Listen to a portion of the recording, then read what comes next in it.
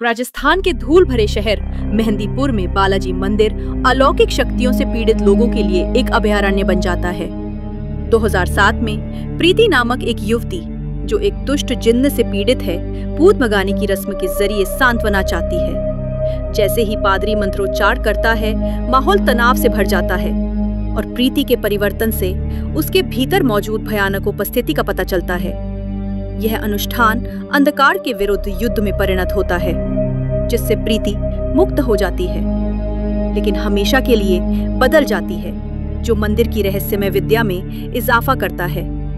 राजस्थान के मेहंदीपुर के छोटे धूल भरे शहर में परिदृश्य और प्राचीन रहस्य के बीच श्रद्धेय बालाजी मंदिर में खड़े थे। यह 2007 में एक पिच काली रात थी, जब अलौकिक के फुसफुसाते हुए पहले से कहीं ज्यादा जोर से थे, जिज्ञासु आत्माओं को आकर्षित करते थे और हताश दिलों को पीड़ा से एकांत की तलाश कर रहे थे। मंदिर भयावहता के अपने अनुष्ठानों के लिए प्रसिद्ध था, जो अस्पष्टीकृत भयावहता से लोगों को आकर्षित करता था। हवा धूप से मोटी थी, जो नंगे पत्थर के फर्श से तच्चे मिट्टी खुशबू के साथ घुल मिल गई थी।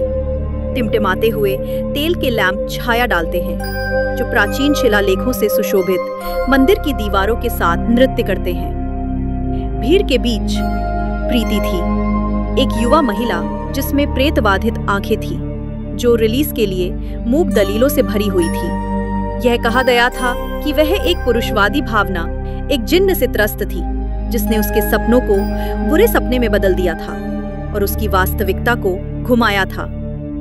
जैसे ही आधी रात का समय निकला, मंदिर के पादरी केसर के वस्त्र में पहने एक सोनोरस टोन में उम्र पुराने भजनों का जप करने के लिए तैयार किया गया, जो पवित्र स्थान के माध्यम से प्रतिध्वनित हुआ। वे इकट्ठा हुए चुप रहे, उनकी सांसें उस तनाव से बंदी बनाई जिसने वातावरण को पकड़ लिया।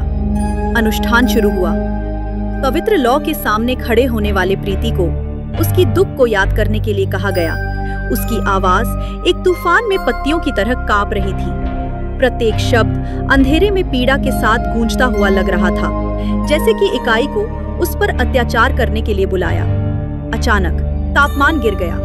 एक बर्फीली हवा उनके चारों ओर घूम गई। तेल के लैंप अधिक हिंसक रूप अचानक तापमान गिर गया।